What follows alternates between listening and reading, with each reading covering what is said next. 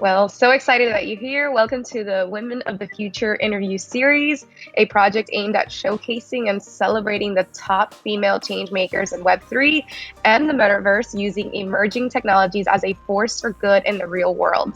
My name is Elizabeth Irizarry, and it's my honor to introduce today Ayesha Ali, internationally acclaimed visual artist, tech artist, creative director, wearable art designer, researcher, and entrepreneur. I mean, wow, Ayesha, I don't think I did you justice, but please, it's a pleasure. Welcome. We are honored. Congratulations on being selected as one of the top 100 women of the future. Thank you so much, Elizabeth, for having me and such a warm welcome. Yes, so excited to be part of this project. I think the vision is great, the team is awesome, and we're doing something substantial for the world of women. So, yeah, definitely excited to be here. It's an honor to have you, Ayesha. I saw that your work is very deep rooted in women empowerment, and we'd love to get to know you a little bit. Can you please share with us a little bit about your journey in the space? What was your aha moment that led you here? Yeah, so I mean, I've always been interested in the power of visuals as far as I can remember. So the journey goes way back. But last 3 years, I've been quite active in the space with with the talk of the women empowerment and all of that. But I think the aha moment was actually when my work wasn't in it wasn't understood by the audience, in fact my immediate audience, right? So I when I saw the web3 and what's happening with women having a voice and it's going everywhere. So I think that was my aha moment. I said finally we women can become the entrepreneurs that we dream of, and in collaboration with other women. So I think, yeah, 2 years back the aha moment happened with the NFT hype and everything. So that's when it was. That's exciting. And I see that like you have just like a series of different work. I mean, you do so many different things, research, entrepreneur, not just an artist. You do this incredible amount of work. Like, what are you most excited about the work that you're doing in the space and the future of the technology in the way that you're using it? Yeah, definitely. So yeah, in my portfolio of things and how my daily routine is spent, yeah, it seems like I'm doing so many things, but I think in reality, I see things in connection. Because see, like, even if I'm working as an artist, even if I'm working on some new technology, how it's operating, and then that feeding into my artwork, I think it's for an artist, for a person who is creative and into like what's happening around me and just absorbing it all in. I think everything is basically the same. It's just different modes of expression that ends up happening. Sometimes that ends up coming out as an initiative where other people can join in. They can put their own efforts in, and that becomes something else. Other times, you're working more like in your own cocoon as an artist, and you're just nurturing an idea. So I think, yeah, those are different approaches.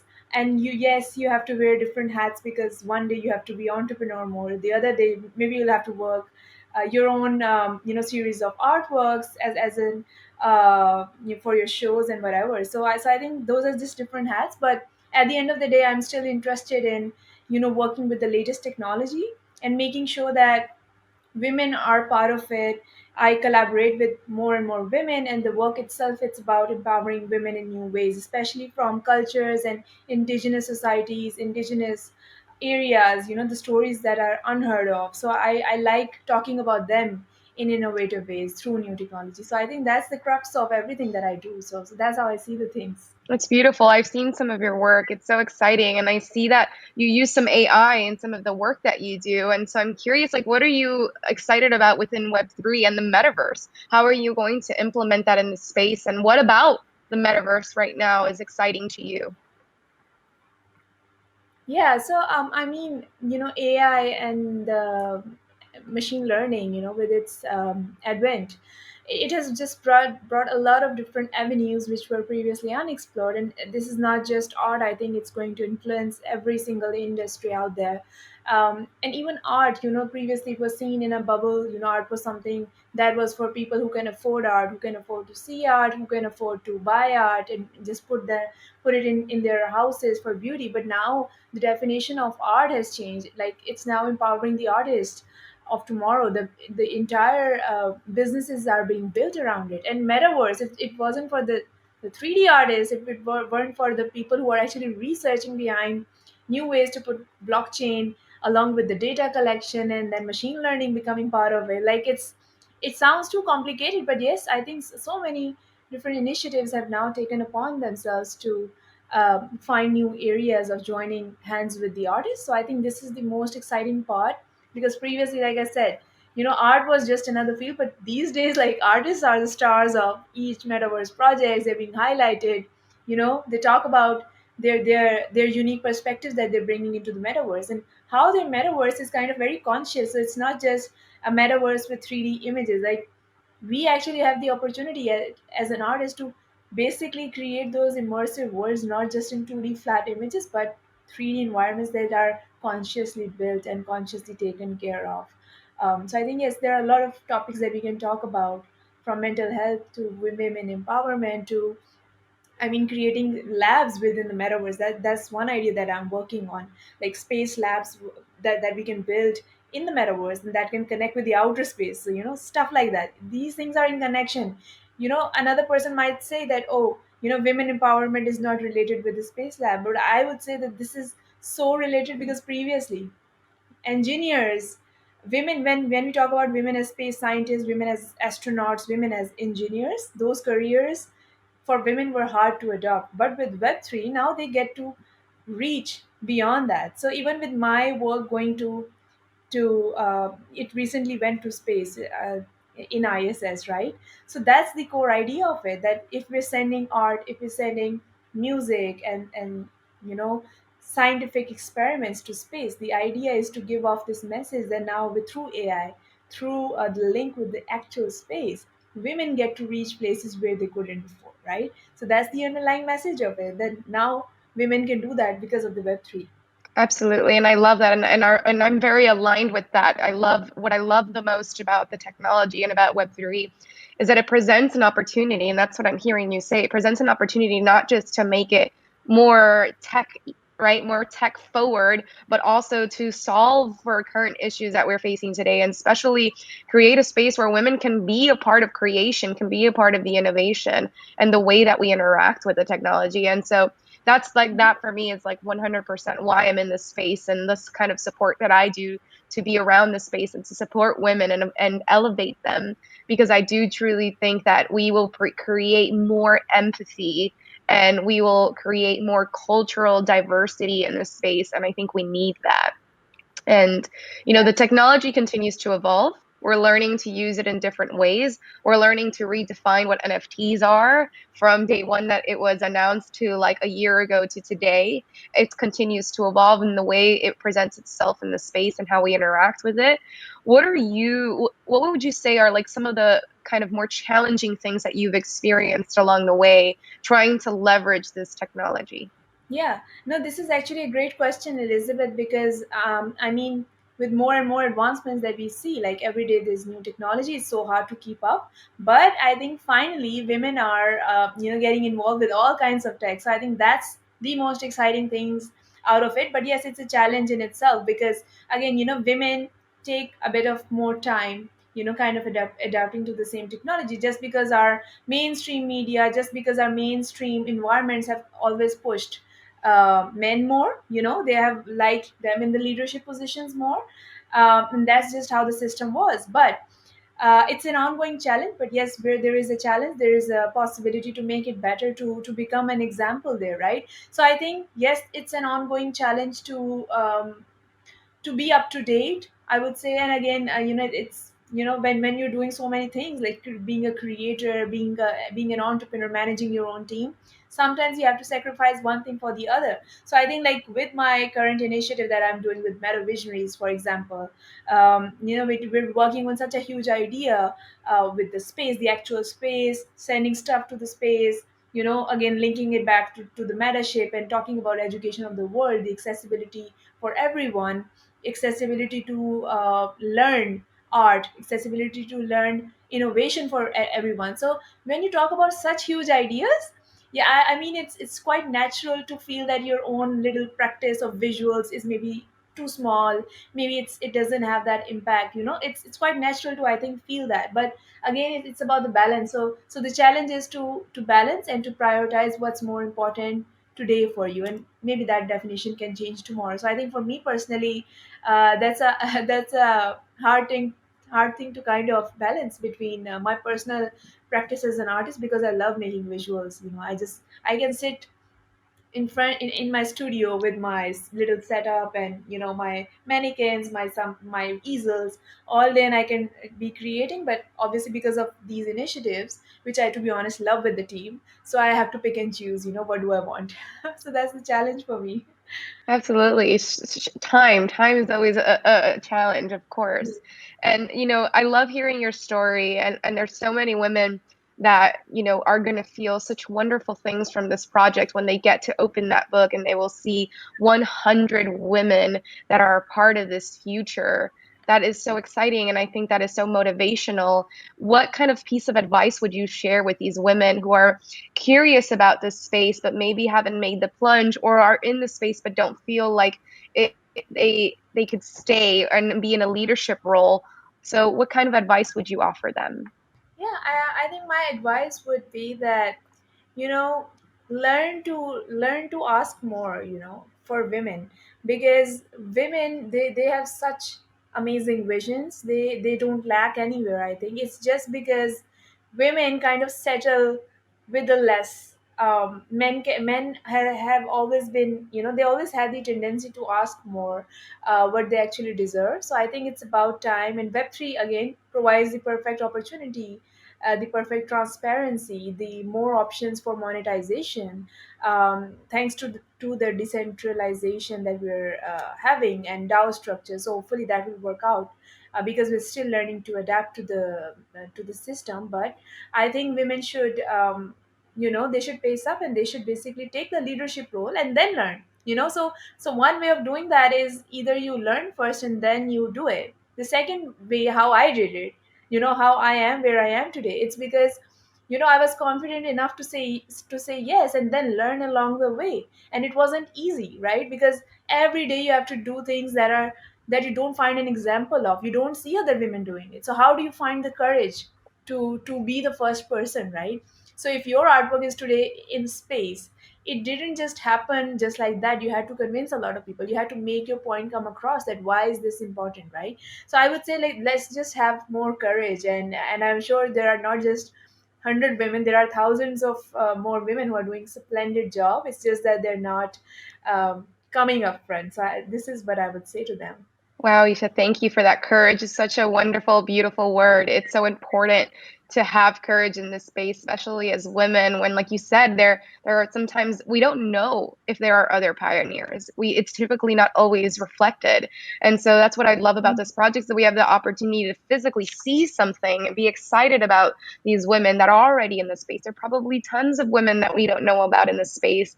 And our goal Yes. is to get them, elevate them, because it helps, it support. We know that tribe helps us move forward, mentors help us move forward.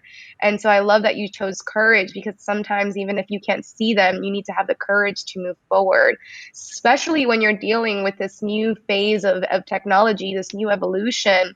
It's creating behavioral change. There's so many things that happen from this, and you need to have the courage and not have the fear and move forward so that you can actually create change in the space. I love everything you're saying, and we're so aligned. And I truly honor this moment with you. And the last thing I would love to ask you is about your legacy. What kind of legacy do you want to leave behind? We're honored to have you as these top 100 women, so we already know all the amazing things you're doing in this space. But please tell us like what kind of legacy you would love to leave behind. I mean, this question, I would say it's a hard one because I haven't quite figured it out what my legacy would be. I think I still have to, contribute so much to the world. But I would say this, that, something along the lines of, adding the cultures fused with the scientific, sci-fi world. Because again, here I'm talking more from the perspective of as an artist, because I mean, my legacy would be that if there is a method, if I can make some software, I don't know, that would be an ideal condition. But maybe if I do some this kind of technology, I become one of the innovators of those technologies, where I've actually developed a system that allows cultural representations with this scientific, like this kind of futuristic representations that we see. I think that would be what I would say is it's like my life's work. Because one thing that I have seen which the Web3 lacks is the individuality, right? We've seen a lot of people talk Mhm. about futuristic ideas, futuristic representations, futuristic NFTs, right? But not enough talk Mhm. about our individual traditions, our individual origins, what makes us unique, what my culture, like I'm from Pakistan, right? How many people know about the truck art of Pakistan? How many people know about the traditions of Punjabi, Sindhis, Balochis, which are like subcultures of Pakistan? And I want to represent those along with other cultures of the world in a in through my paintings, through my art, through my metaverse. I think cultures are beautiful, and cultural collisions, I would say, like in the future would be beautiful. So if I can do something along those lines and make a lasting impact for cultural lovers, I think that would be, I would be really happy to do that. And I still have to do it. I haven't done it yet. You're doing it. It's in the process. You're working on it as you speak. And I love this because I read an even one article that was written about you, and it talks about global representation. And that stood out to me. And it's exactly in what you're saying, like representing all the cultures. And that's the beautiful thing about being an artist, is that you get to do that in a unique way, right? And not an obvious way. So it's quite a challenge for you as an artist, but then even as like a collector, a viewer, someone from my perspective to admire and see art like that. It's an exciting challenge, I would say, but I'm sure that you enjoy doing the process along the way as well. Yeah, yeah, yeah. No, you spoke about it rightly. I think yes, somewhere it's in my head, it's coming out bit by bit. But I think because it's a huge vision, it can't come across in one project. I don't know. I still haven't found the right way to do it, because this is one thing that I see it's lacking with more and more globalization, more and more us moving towards the future, more and more each day we become like the other, but we kind of lose the self within that, right? So that Mm. conversation between where the self stops, where the other is adopted, I think that is becoming more and more blurred. Our identity is dissolved with more and more metaverse, with more and more virtual influences, like these talks every day. So as an artist, I'm just thinking then, what is reality, at the end of the day? How do we identify ourselves? Like, these questions just haunt me. As much as I love talking about metaverse, as much as I'm all about digital avatar creation, but I'm just thinking about the things that we're losing in the process, the things that we are sacrificing. And it's so important. These questions are, important more than ever, to at least acknowledge and think where we're heading and what are the consequences. So I think it's both ways. Yes, we have to adapt to new technologies, but at the same time we have to think backwards and see, reflect, what are we losing in the process. So I think those are important questions. That's why cultures are so important as well. Yeah, I love that constant checking in, right? That checking in with ourselves and staying true and honoring our culture and our backgrounds. I myself, I'm Cuban. I immigrated here when I was very young, and so I've been here since I was 5, and it's been a constant battle of making sure Yeah. that you keep your roots, and that you maintain your time with your family and your culture, and you don't lose your language. Being in America, it's always a constant challenge, but it's a beautiful challenge that you get to have because it means it keeps you closer to your culture than maybe you weren't used to appreciating that before. So I think we're in a beautiful space, and I love what you're doing, and I love all of the work that you're doing to retain culture and to, like you said, global representation of that culture. And so with that, I'll close it a little bit here. Thank you so much for your time. We appreciate having you on here on these interviews. And again, congratulations on being one of the top 100 women on the Women of the Future book. Is there anything you would love to see from this project, or you would love to share with this audience or the rest of the women in the space? Yeah, so yes, again, it's a beautiful project, and again, thank you so much to Lauren, to Sue, to Tarja, to Jenna, and all the amazing members. You yourself, I think it's because of the amazing team that this project came to life. I remember the first time when I was getting the message from Lauren, and I was just saying that I don't know if I've done anything to be on the book, to be one of the people, and then she explained me that you're doing great, and then you get this hit that, okay, wow, so other women who are doing that, just because your name is right beside them, I think it means something, because when we are all together on a platform as a community, I think that holds power, whether it's a book, whether it's some social media group. I think it holds some power, and if we can stand for each other, I think this is what I would want for this book and the future projects by the team Innovate, by Mission Impact, by Global Village, all of the people who are involved, like back end teams who are not mentioned here. I think it's because of their vision that this book is coming to life for the first time, like this book about women only and women of the future. So in the future, I would like to see more projects like these, maybe more books that can talk about women in AI, women in frontier tech, right? Women in space industries. Those women never get representation. So, I mean, I would love to see those kind of series one day. Who knows? So, this is something that I think, again, this thought started because of this book. So, I just wanted to share that. But yeah, amazing project. And so glad to be here with other amazing women that were represented in it. Thank you so much, Ayesha. It's been such an amazing pleasure connecting with you, getting to know you, sharing a space with you, and having this conversation. I look forward to seeing all the amazing things you're going to accomplish in the future, and I hope that we stay connected.